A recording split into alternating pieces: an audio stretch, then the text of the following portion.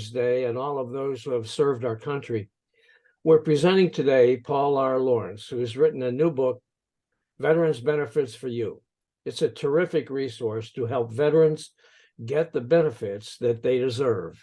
So stay with us. Welcome to Lean to the Left, home of no-holds-barred commentary, plus interviews with fascinating people, some of them top experts, others simply with interesting stories to tell. You'll never know who'll show up at Lean to the Left. Now here's your host, Bob Gaddy.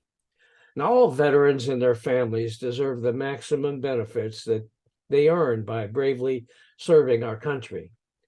In his book, Paul R. Lawrence, former Undersecretary of Benefits in the Department of Veterans Affairs, provides an up-to-date, comprehensive, and accessible guide to all the benefits and services available to veterans of the U.S. Armed Forces and how to make the most of them.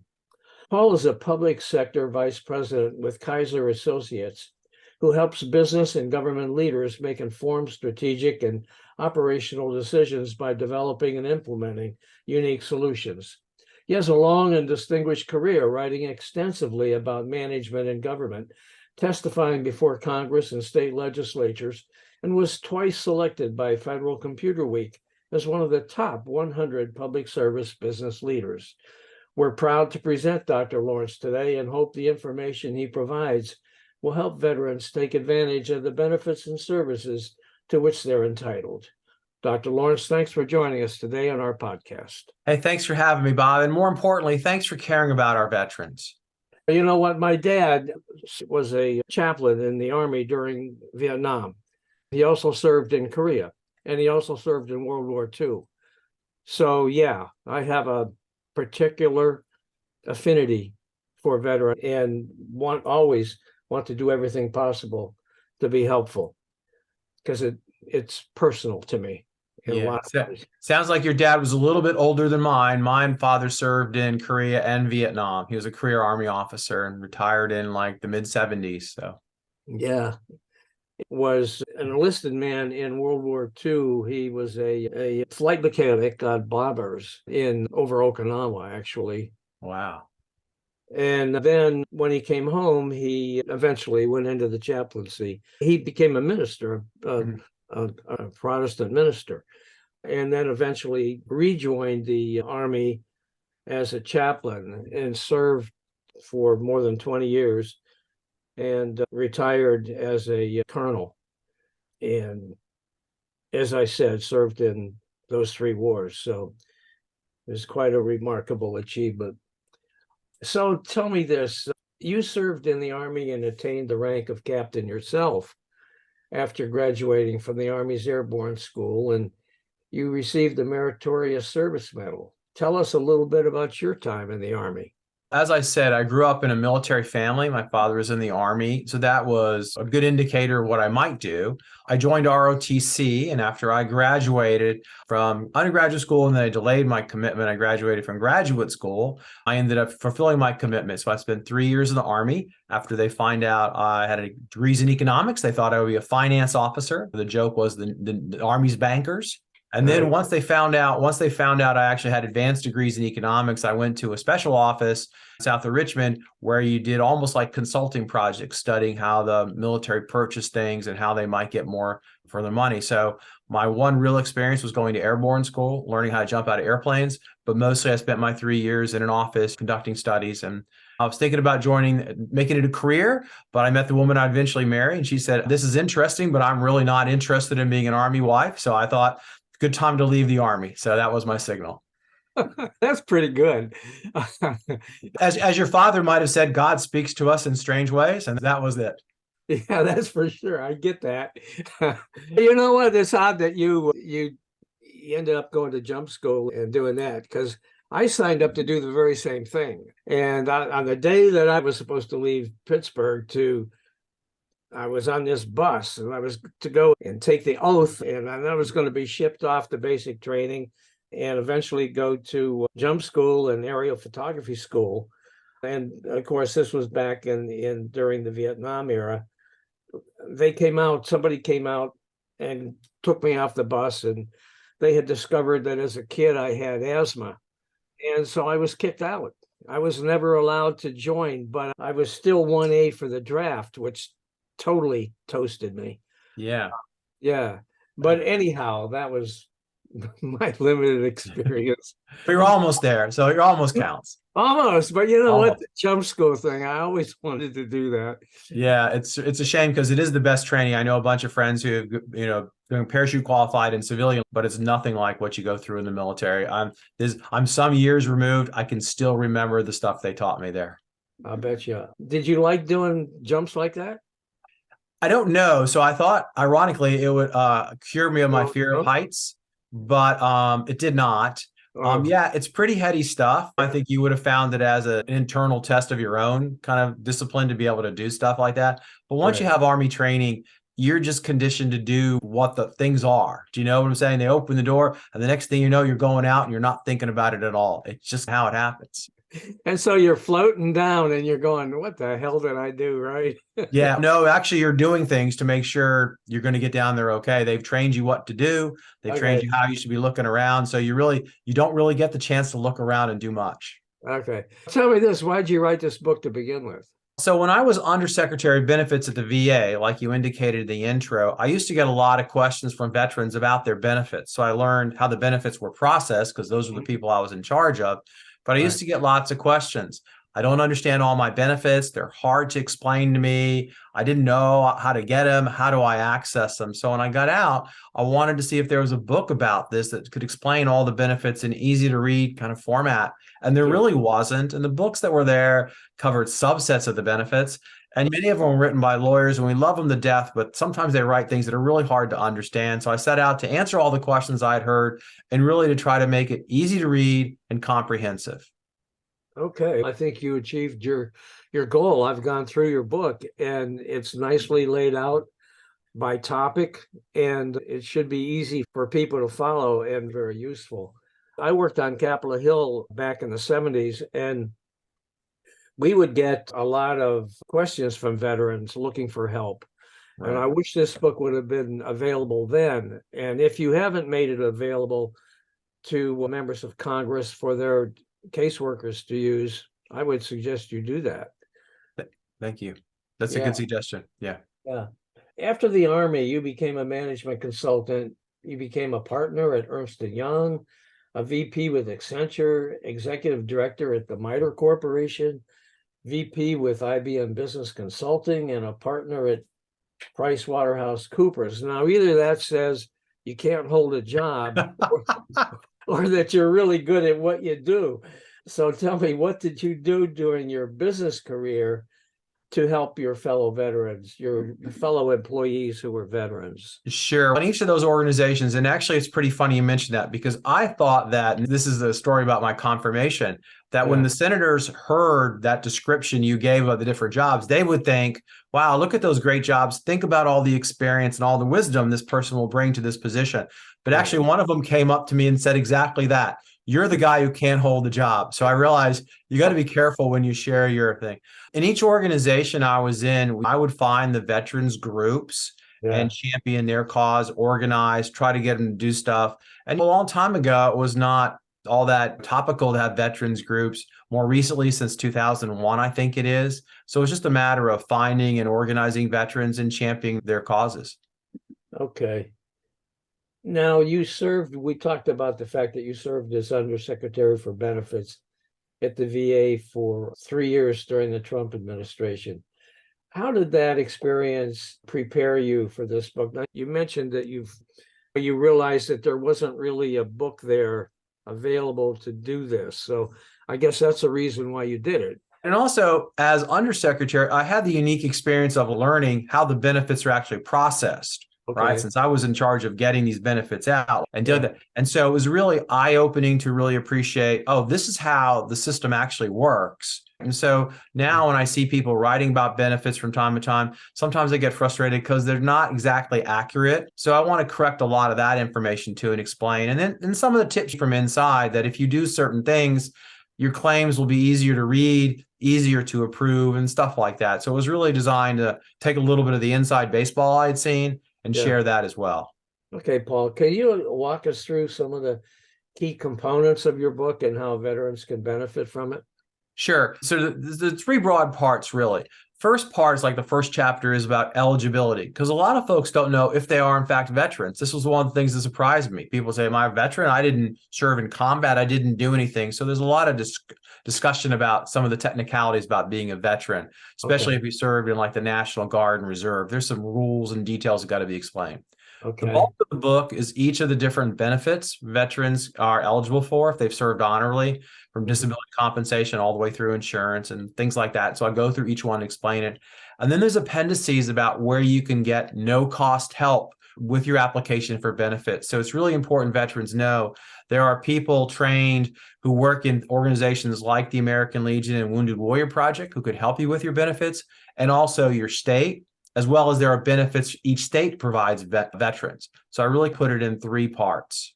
Okay, that's great. Now, in your book's intro, you write that more than 3 million Americans have served in the military since 9/11. How did that event affect veterans and the services that they need? A couple ways. So I think the newer generation of veterans, the post 9/11 men and women, Yeah.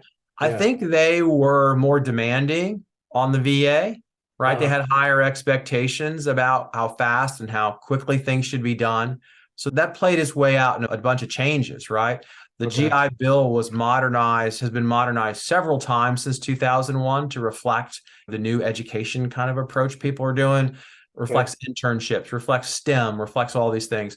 But also, I think veterans now, their need for assistance is different than it was back in the day. It seems to me we're spending a lot more time understanding mental health, and that's really opened the aperture. And I don't know whether it's because those needs always existed before, but we didn't understand mental health, and now we do. I think it's some Right. of that. But also, I think that's one of the things I really saw a lot of attention to mental health related issues.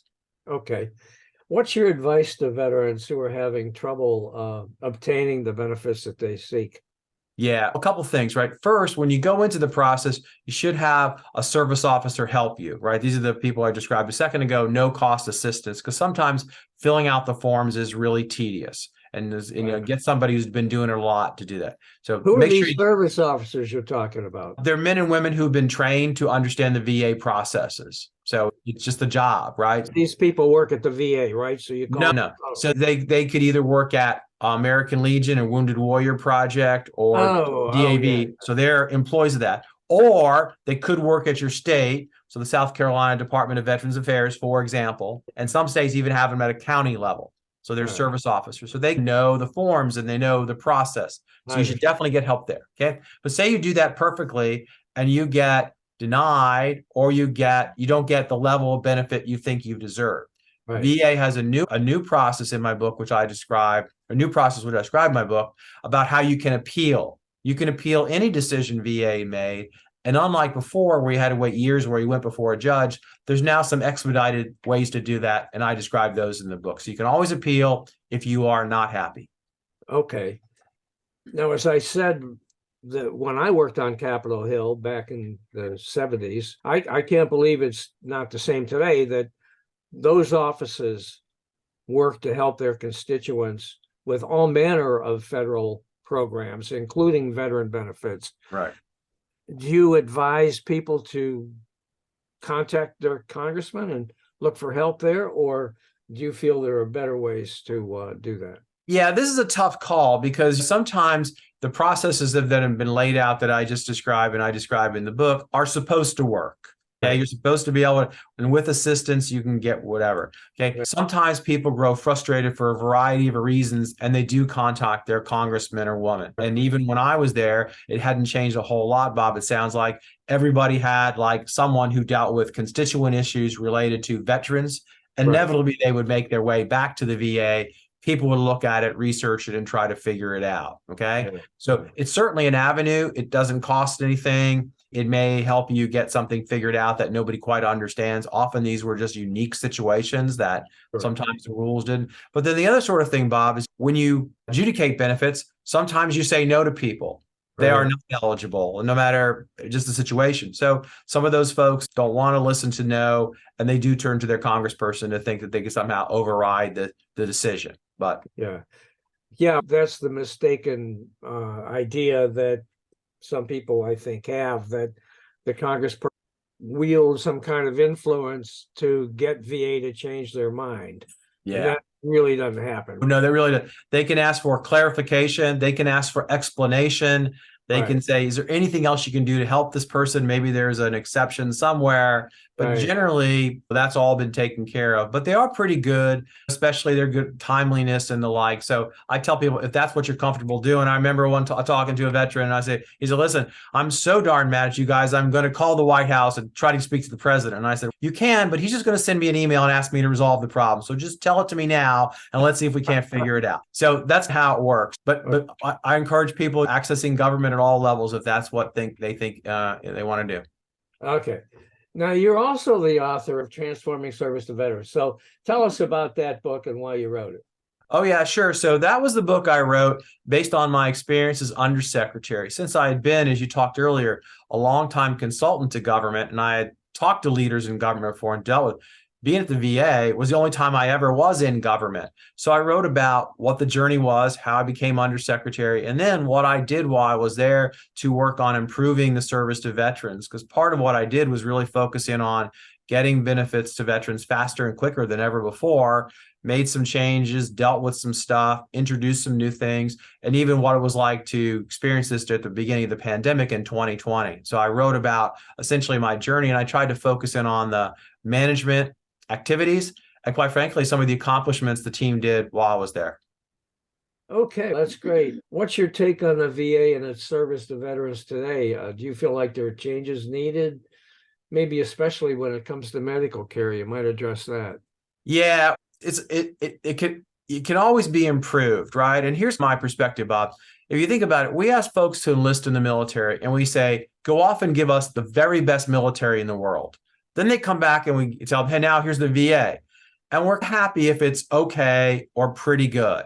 But we never have a conversation about how about we have a world-class VA where you get your benefits super fast and the care is really good and excellent. And I think by that standard, it comes up short and there's so much more to be done. Do you feel like there are legislative changes, laws, or something Congress should do? If you ask me a couple of things Congress could do, yeah, there's some laws that could streamline some things. For example, there's multiple versions of the GI Bill, which makes processing the GI Bill very difficult. If that somehow were rationalized, there's only one version of the GI Bill, that would be a great benefit, right? But really, I think the challenge to Congress is to hold VA accountable and actually say stuff like, come up here and tell us, how long is it taking a veteran to get an appointment for mental health?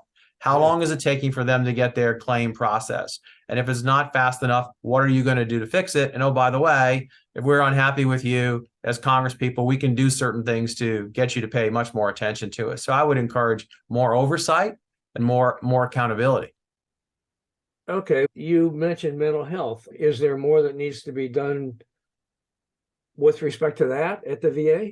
Of course, there's as I understand it, and I'm not a medical doctor, right? There's a shortage of mental health professionals in the United States as a whole. So it's very difficult. But obviously, folks who are struggling with mental health need access to professionals very quickly. To be told, wait 60 days before we can get you an appointment is really a problem. Obviously, yeah, some expedited assistance, as well as continued research into what works, right? I think we're going through a period of time where we're no longer, hopefully, just giving people drugs. There are other therapies, there are other ideas, and I'm hoping that those are being figured out and used as opposed to simply providing people drugs. Okay. Where can people find your books, and how can they reach out to you if they want to do that? Sure. So the book is available on Amazon. Okay, so you can get it there. And my social media presence is on LinkedIn. So you look for me, Paul Lawrence, on LinkedIn. That's how you can see me. And I try regularly to post about veterans issues, some of the topics we're talking about, so they can see that content as well. Okay. Now, Paul, is there anything that we haven't covered that you would like to do? One quick thing about benefits, and I know we didn't drill on this real hard, but a lot of veterans think about benefits and they go, no, I'm okay, I'm fine, I don't need them. But they forget that under certain circumstances, if something happens to you because of your service, your family can get benefits. So my encouragement to all veterans is think about your situation, not just for you, but for your family. So look at it that way. And I think that's a perspective I want to make sure they understand. Okay. Very good. Thank you very much. If that's all you've got, that's all I've got. I'm following my host at the guest. So thank you so much, Bob. Hey guys, thanks for watching. I hope you enjoyed this Lean to the Left video and that you found it interesting and informative. Please visit on a regular basis and check out our interviews with guests on topics that focus on progressive politics and the important social issues of our time. Now, our interview shows stream on Mondays with special episodes on Thursdays. And follow us on social media. Facebook at Bob Gaddy and the Lean to the Left podcast. Now, it's two. Bob Gaddy is one Facebook page, and the Lean to the Left podcast is a second Facebook page. Twitter at Lean to the Left 1. Instagram at Lean to the Left 1. TikTok at Lean to the Left. LinkedIn at Bob Gaddy. And YouTube at Lean to the Left. Now, I hope you'll support Lean to the Left as well so we can keep things going. Just click on the Donate tab at the top of the leantotheleft.net homepage and contribute by buying me a cup of coffee.